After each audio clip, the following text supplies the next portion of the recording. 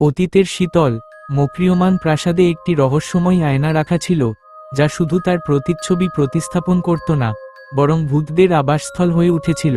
কেউ জানত না, এই আয়নার ভেতর অতীতের আত্মারা একে একে আটকা পড়ে তাদের প্রতিশোধের অপেক্ষায় আছে। একদিন এক সাহসী তরুণ, অমিত, এই ভয়ঙ্কর রহস্য উদ্ঘাটন করতে ম্যানশনের দিকে পা বাড়ায়। তবে সে জানত না, আয়নার গহীনে কি ভয়ঙ্কর শক্তি লুকিয়ে আছে। একবার তার চোখে আয়নার অন্ধকার বিশালতা ধরা পড়লে তার আর ফিরিয়ে আসা সম্ভব হতো না। এটাই ছিল আয়নার অভিশপ্ত জগৎ।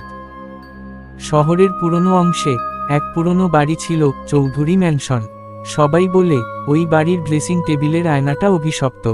বাড়িটা এখন ভেঙে পড়ছে, তবুও কৌতূহলী এক ইউটিউবার, হৃদয়, ঠিক করলো ওখানেই রাতে ভিডিও করবে হন্টেড মিরর চ্যালেঞ্জ। হৃদয় ক্যামেরা চালু করলো, রুমের মাঝখানে বসে আয়নার দিকে তাকালো। আয়নাটা ছিল পুরনো, কালচে, যেন এর ভেতর কোনো অন্ধকার জগৎ লুকিয়ে আছে। সে হেসে বলল, এর থেকে বড়, দেখি তো সত্যিই ভূত আছে কিনা। রাত বাড়তে লাগলো, আয়নার ভেতরের আলো ধীরে ধীরে কুয়াশার মতো ঘন হতে লাগলো। হৃদয় দেখল তার প্রতিচ্ছবি একটু দেরিতে নড়ছে।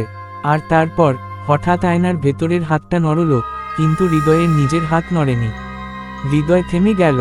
ক্যামেরার স্ক্রিনে দেখা গেল আয়নার ভেতর থেকে একটা ফ্যাকাশে হাত বেরিয়ে আসছে। ধীরে ধীরে ঠান্ডা ধোঁয়ায় ভেসে। ভয় কাঁপতে কাঁপতে হৃদয় হাত বাড়াল, ছুঁয়ে দেখবে বলে। স্পর্শ করতেই ঠান্ডা বরফের মতো অনুভূতি। আর পরের মুহূর্তে সে চিৎকার করে উঠল। আয়নার ভেতরের প্রতিচ্ছবি হেসে উঠল আর হৃদয়কে টেনে নিয়ে গেল ভিতরে। ক্যামেরা পড়ে গেল মেঝেতে। এখন শুধু রেকর্ড হচ্ছে আয়নার দিকে তাকিয়ে থাকা এক নতুন প্রতিচ্ছবি, যেটা আসলে আর হৃদয় নয়। হৃদয়ের নিখোঁজ হওয়ার পর 2 সপ্তাহ পরে এক সাংবাদিক, তানিয়া, চৌধুরী ম্যানশনটির দিকে নজর দেয়। অন্যদের মতো তারও সেই রহস্যময় আয়নাটি নিয়ে অনেক কথা শোনা ছিল। তবে তার উদ্দেশ্য ছিল শুধু ঘরোয়া রহস্য উন্মোচন করা। এক অদ্ভুত ভিডিও ফুটেজ যে আয়নাটা ধরা পড়েছিল তারই তদন্ত করা। তানিয়া বাড়ির পুরনো রেকর্ড খুঁজে বের করল। সে দেখতে পেল কয়েক শতক আগে এই বাড়িতে চৌধুরী পরিবারের এক মেয়ে, নন্দিনী, আত্মহত্যা করেছিল। সেই সময় তার পুরো পরিবার আয়নার কাছে খুন হয়েছিল, বিশেষত নন্দিনীর চোখের দিকে, যা ছিল আয়নার ভিতর। তানিয়া সেই আয়নার সামনে দাঁড়িয়ে ধীরে ধীরে ক্যামেরাটি সেট করল। তিনি জানতেন আয়নার ভেতর যে কিছু আছে সেটা তাকে খুঁজে বের করতেই হবে। তার সামনে হঠাৎ ভেসে উঠল অদ্ভুত কিছু ছায়া। আর তারপর আয়নার ভেতর একটা চোখের দৃশ্য। এটা নন্দিনীর চোখ, যার তীব্র দৃষ্টি তার শরীরে এক অজানা শীতলতা সৃষ্টি করল। সারা দেহে যেন এক রহস্যময় চাপ অনুভূত হচ্ছিল।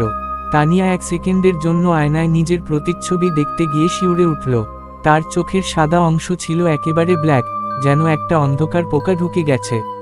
তার হাতে তখন বিপজ্জনকভাবে থেমে গেল ক্যামেরা।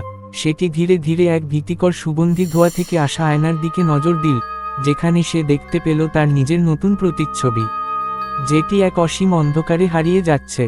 আর তার সাথে আসছিল সেই হাতে পা গুটিয়ে থাকা ভূতটা।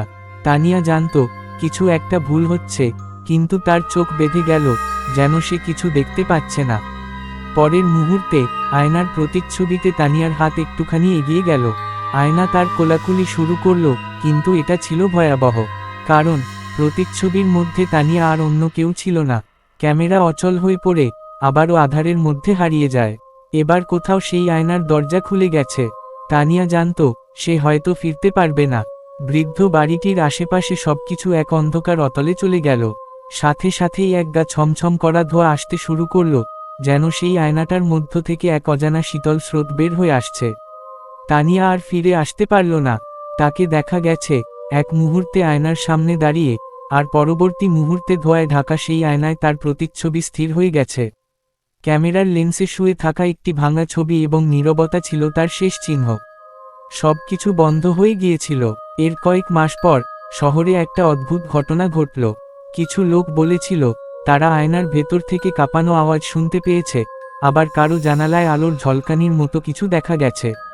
এমনকি কিছু মানুষ এমনও দাবি করেছিল যে কেউ একবার ওই বাড়ির আয়নায় চোখ দিয়েছে, তারপরে অদ্ভুত কিছু দেখেছে, এক অন্ধকার মেঘের মতো দৃষ্টি। সেই সময়ে দ্বিতীয় পর্যায়ে একটি নতুন প্রতিভা, মাহি, ওই বাড়ি সম্পর্কে শোনে এবং তদন্ত শুরু করে। তবে মাহি জানত এর আগে কত লোকই তো আয়নাতে আটকা পড়েছিল, সে কেবল ধ্বংসস্তূপের মাঝেই ভরসা পাবে। মাহি যেদিন আয়নার সামনে দাঁড়ায়, সেদিন থেকেই দুর্গতির সূচনা। আয়নার কাচের মধ্যে অজানা ছায়ার আদল দেখতে পায় সে। কিছুক্ষণের মধ্যে মাহি নিজেকে দুর্বল মনে করতে শুরু করে, যেন শরীরের শক্তি একে একে ছেড়ে যাচ্ছে। তারপর সে দেখল, আয়নার মধ্য থেকে একটি কালো হাত বের হয়ে আসছে, একটানা মুঠো বাঁধছে। সে আবারও চেষ্টা করল আয়না থেকে সরতে, কিন্তু হঠাৎ করে আয়নার ফ্রেমের আশপাশ থেকে অদ্ভুত আওয়াজ শুরু হলো। অল্প সময়ের মধ্যেই আয়নার ভেতর থেকে ঘোরতর এক দৃষ্টি তার দিকে এগিয়ে আসে। মাহি চিৎকার করে উঠল, কিন্তু সে আর সরতে পারল না। কিছুক্ষণের মধ্যে আয়নার ভেতরের ভূতটি তাকে টেনে নিয়ে গেল। পরবর্তী সময়ে শহরে আরও একজন যুবক, অরুণ, সেই অদ্ভুত বাড়ি সম্পর্কে শোনার পর সিদ্ধান্ত নেয় আসল সত্য খুঁজে বের করবে। সে চাচ্ছিল যে এই ভূতের অস্তিত্বের গোপন রহস্য বুঝে। তবে অরুণ জানত যে কোনো সময় সে কোনো বিপদে পড়তে পারে। অরুণ বাড়ির মধ্যে ঢুকতে সাহস পায়, কিন্তু আয়নাটা, যেটি আগের যাত্রীদের জন্য অভিশপ্ত ছিল, অরুণকে দূর থেকেই টেনে নিয়ে চলে। মুহূর্তটি অদ্ভুতভাবে দ্রুত বদলালো। অরুণ ধীরে ধীরে ফিরে যাচ্ছিল। এমন সময় আয়নার ভেতর থেকে তার নিজস্ব প্রতিচ্ছবি আবার বের হয়ে এলো। কিন্তু এবার অরুণের প্রতিচ্ছবি খুবই ভয়ঙ্কর, অদ্ভুতভাবে চোখের চেয়ে বেশি বড় এবং লাল ছিল। সে থেমে গেল, আয়নার দিকে তাকালো, তারপর গলায় একটি অন্ধকার, ভয়ঙ্কর হাসি শোনা গেল। বিলকুল শেষ মুহূর্তে অরুণ নিজেই আয়নায় প্রবাহিত হয়ে গেল। তার শরীরটি একে একে অদৃশ্য হয়ে গেল, আর আয়না শুধু ধীরে ধীরে এক অদ্ভুত দৃষ্টি দিয়ে তাকে ভোগ করল। আয়না আর একটি নতুন ভূতকে খুঁজে পেল। তানিয়া, মাহি, অরুণ, সবাই একই অন্ধকার যাত্রায় প্রবাহিত হয়েছে। এখন সেই আয়নায় অসংখ্য ভৌতিক আত্মা একত্রিত হয়েছে, যারা মৃত্যু বা প্রতিশোধের জন্য অপেক্ষা করছে। এরা চায় না কেউ তাদের বন্দি অবস্থায় থেকে মুক্তি পাক, সেই অন্ধকার জগতে তাদেরই শাসন চলবে। তানিয়া, মাহি এবং অরুণের মতো যারা আয়নার ভেতরে হারিয়ে গিয়েছিল, তাদের অভিশাপ আর থামেনি। অথচ একদিন পুরো শহর সেই ম্যানশনের কাছে আবার ফিরে গেল। এইবার এটা শুনে ভয় পেয়েছিল যে কেউ আবার সেই আয়নার সামনে দাঁড়ালে অনন্ত কষ্টে ভুগবে। অন্যদের ভয় চৌধুরী ম্যানশনটি একেবারে পরিত্যক্ত হয়ে পড়ে। তবুও কিছু মানুষ আরেকবার সেই রহস্যের প্রতি আকৃষ্ট হয়। এবার এক নতুন সাহসী দল এই ভয়াবহ বাড়ির ভিতরে ঢুকে পড়ে। তারা জানত একটি অদ্ভুত নীল আকাশ এবং পরিত্যক্ত শহরের মধ্যে ভয়ঙ্কর সত্য লুকিয়ে আছে। এই নতুন দলটি সোমেন এবং তার বন্ধু রিনা আয়নার অভিশাপের বিষয়ে জানত, কিন্তু তারা ছিল একেবারে অজ্ঞ। তারা সিদ্ধান্ত নেয় যে